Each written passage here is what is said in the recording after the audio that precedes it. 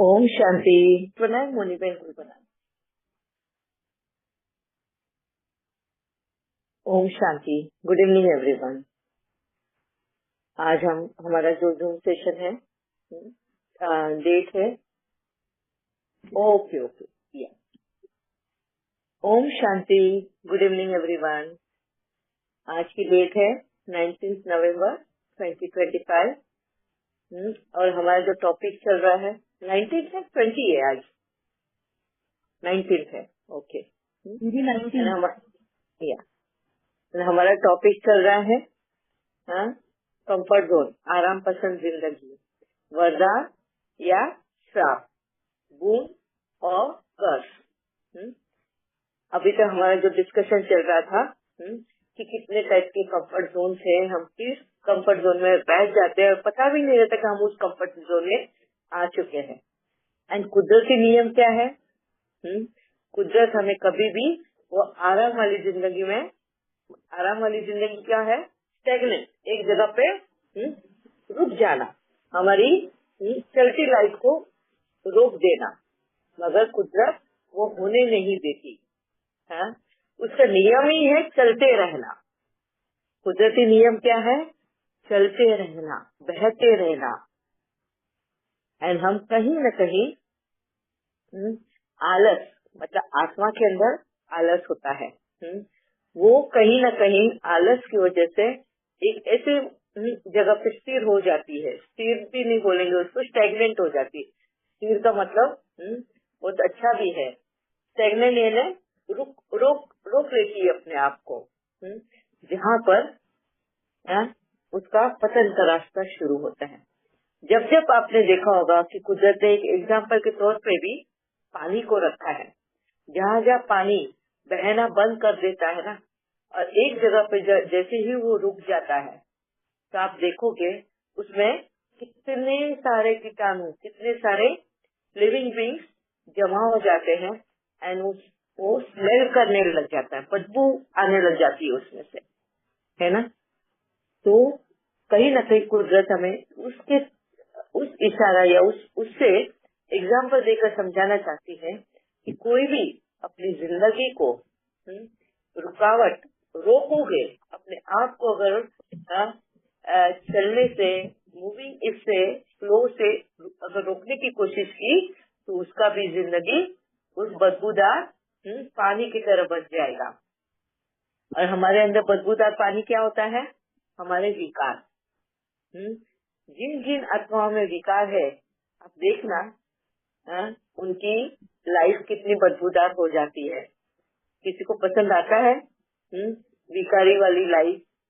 वो उसमें से जो बदबू निकलती है अहंकार की, घमंड, क्रोध, लोभ, लालच, काम, ये टाइप के सारे जो विकार है, कितनी बदबू होती है, मतलब बैड स्मेल, जिस वजह से वो स्टेगनेंट हो जाती है।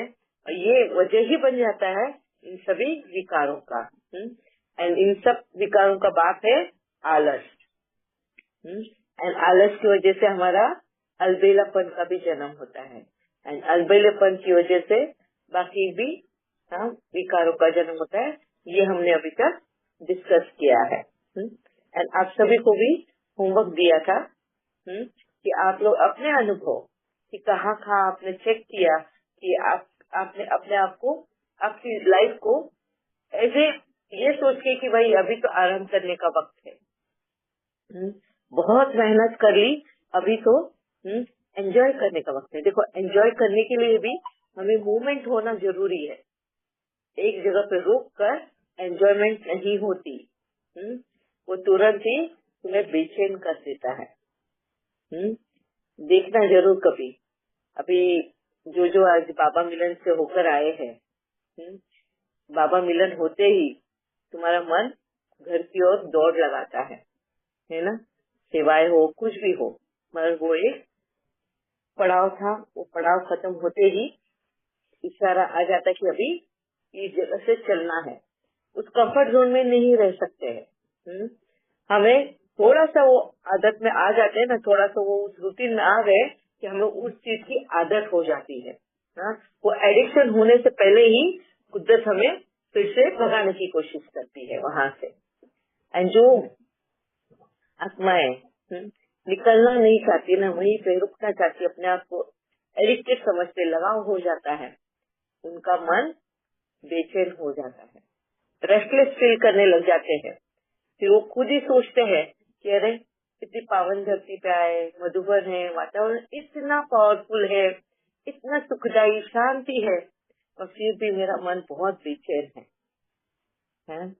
किसने ये अनुभव किया है? मैं कल रात को ऐसी बैठी थी and अपने पिछला में सब याद कर रही थी, और बहुत बार ऐसा वो जो हुआ था कि मन बेचैन हो रहा था मधुबन वाली जगह पर भी, जहाँ बाबा का धाम है। वो 4 धाम की यात्रा भी कर रहे थे, मगर सर्टेन वक्त के बाद में जैसा ही वो वक्त पूरा होता है, कहीं न कहीं हम उस मोह में आ जाते हैं, उस वातावरण के मोह में आना शुरू होता है, हमारा पवित्र मन बेचैन होने लग जाता है। किसका भी अनुभव होगा तो शेयर करना जरूर है। यही नहीं, यहाँ पर ही नहीं, अगर हम कोई भी जगह पे जाओ, मंदिर है, वैष्णो देवी, जो भी जिधर भी इसको यात्रा पे जाते हैं, वहाँ का माहौल बहुत प्रसन्न, बहुत अच्छा लगता है। और कितने देर तक वहाँ पर रुक सकते हैं, कभी चेक कर देखना। कितना भी रमणीक वातावरण होने दो, कितना भी अच्छा वातावरण होने दो, कितना भी शांत वातावरण होने दो, मगर कुदरती नियम के अनुसार हम एक जगह पर रुक नहीं सकते, चलते ही चलना है ना। अभी हम आते हैं फिर से अपने घर पे। घर एक हमारा कंफर्ट जोन है, हर एक का घर, भले वो टूटा फूटा घर ही क्यों ना हो या आलीशान महल ही क्यों ना हो, हर एक के लिए अपना घर, अपना बेड, जहाँ सोना है, अपना एक जगह होता है जहाँ बैठने का भी, जो एक हमें आरामदायी लगता है ना।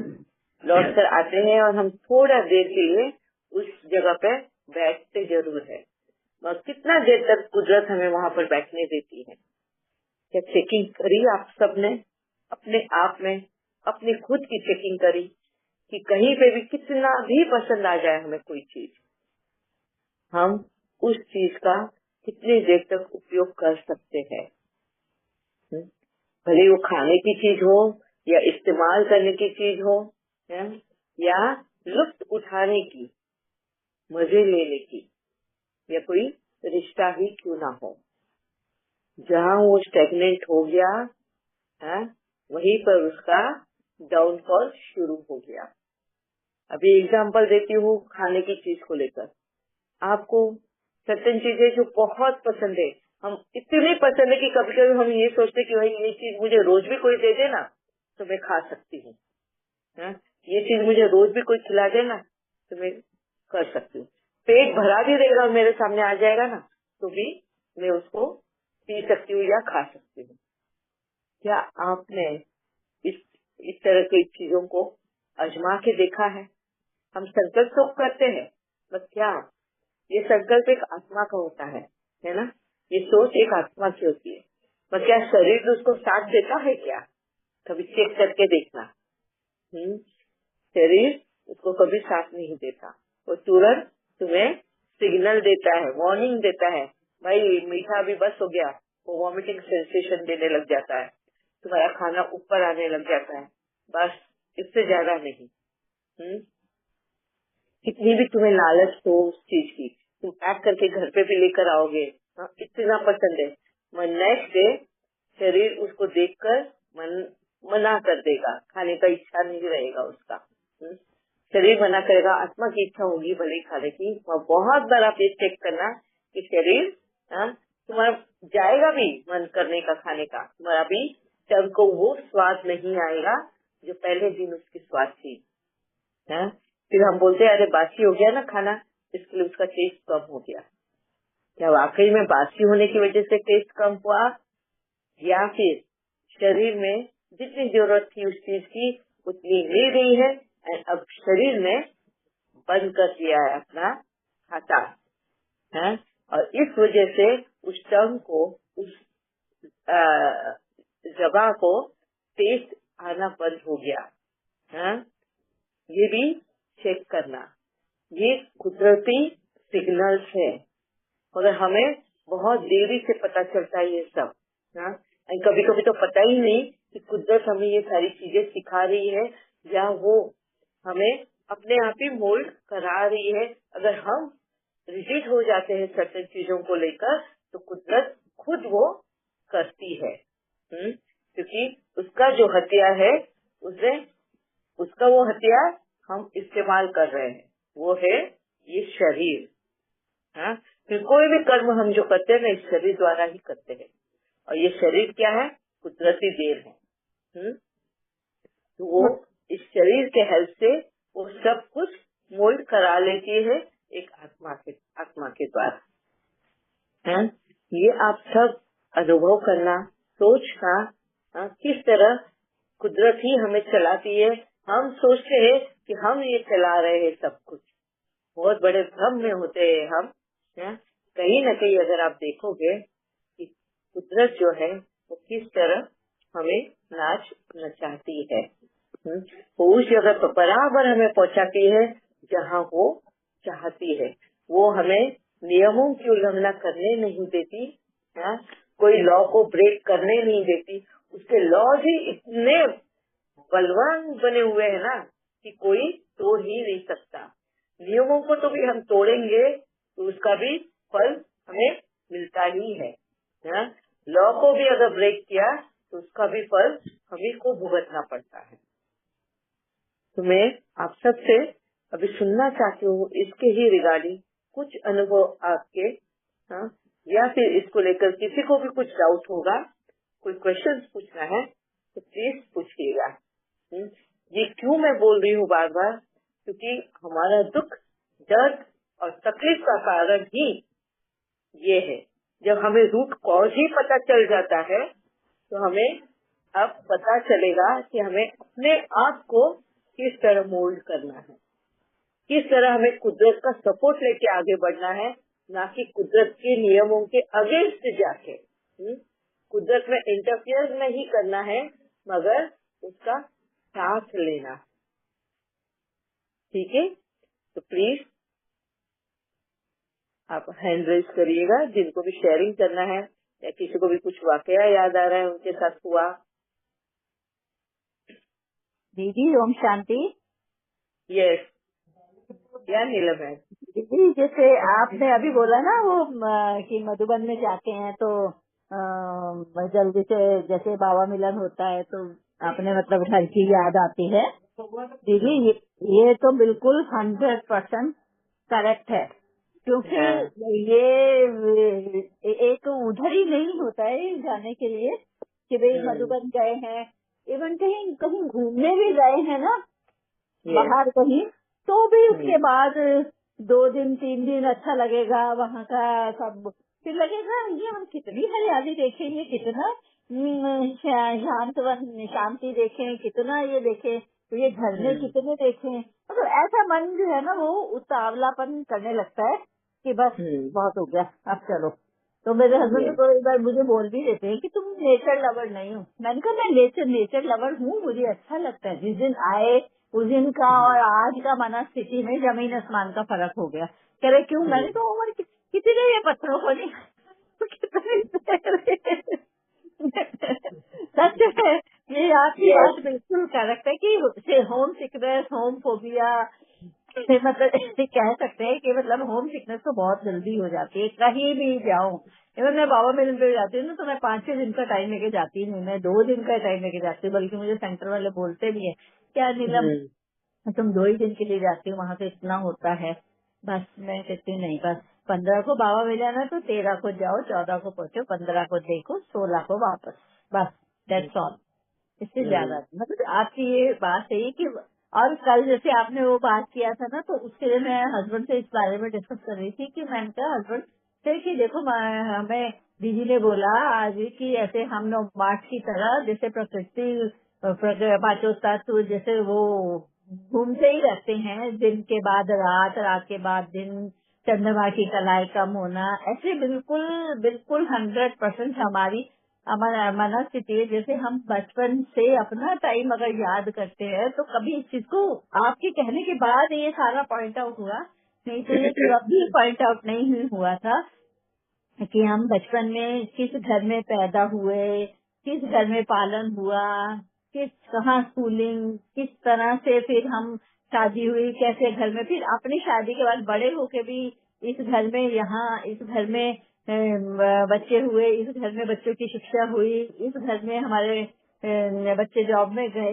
कितना लाइफ चेंज हुआ है, कितना चेंज हुआ है। आज भी अगर हमारी उम्र 60 से 64 साल की हो गई तो इतनी उम्र में हमने कितना साइकिल को और इस चीज को सच में दीदी कभी भी ऑब्जर्व नहीं किया था इतने सीरियसली कि ये सब कैसे क्यों कैसे हुआ, मतलब कभी नहीं। जितना आपने कल, इतनी मुझे कल की क्लास इतनी अच्छी लगी, इतनी अच्छी लगी, इतनी अच्छी लगी ना, मेरा बहुत शुक्र निकला। फिर मैं हस्बैंड से बोलूँ, मैंने कहा आप भी देखो अपना टाइम, कैसे आपने अपना बचपन में कहाँ पैदा हुए, क्या किया, किससे कैसे किया, कैसे आप दिल्ली आ गए जॉब करने के लिए।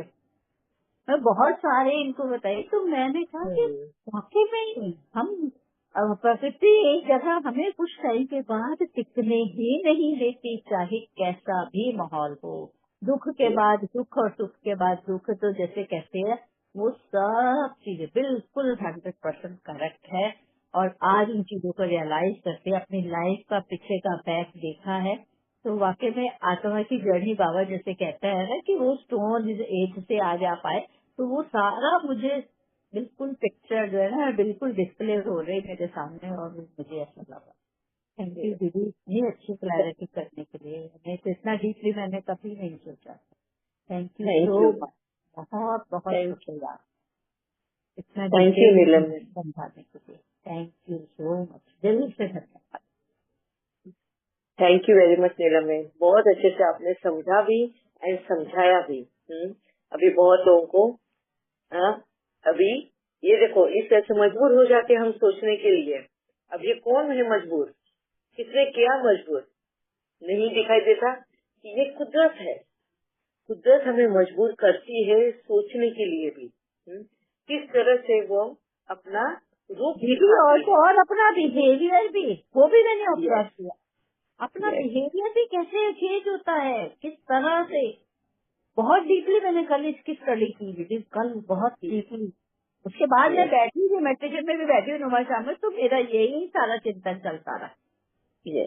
ना मुझे डीपली ये समझ में आया। Thank you very much Neelam ma'am, आपने बहुत अच्छे से मन चिंतन करके आए। तो देखो कितना कॉन्फिडेंस है आपकी बात करने में भी, शेयर करने में भी। शायद बाकी के सबको वक्त नहीं मिला मनन चिंतन करने के लिए, सोचने के लिए भी वक्त नहीं मिला है शायद। दीदी मेरा हाथ नहीं आ रहा है, पता नहीं क्यों हैंड रेज नहीं हो रहा है।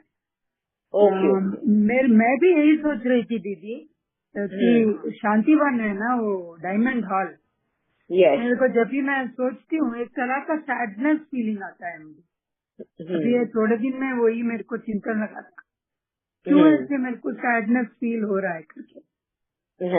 पर पांडव भवन जाती हूँ तो बहुत अच्छा लगता है, बहुत उल्लास, हैप्पी हो, बहुत अच्छा लगता था। शांतिवन में थोड़ा एक तरह का ये लगता है कि अरे इतना ही है, बस इधर जाओ बैठो उधर जाओ बैठो, ऐसे एक तरह का फीलिंग आ गया था। वो मैं सोच रही थी वो क्यों आ रहा था। अब सोचना, यस आपको आंसर मिलेगा, सोच के बताना जरूर, मगर आपको आंसर मिलेगा जरूर उस चीज का कि क्यों, क्या रेस्टलेस फीलिंग थी जब आप शांतिवन में हो, एंड क्या मुकाम हासिल किया आपने जब पांडव भवन में बैठे थे।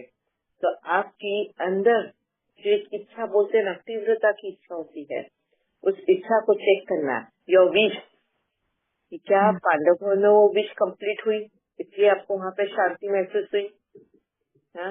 एंड वही शांति आप ढूंढ रहे थे और वो शांति आपको शांति मन में महसूस नहीं हुई। चेकिंग जरूर करना कि ऐसे कौन से संकल्प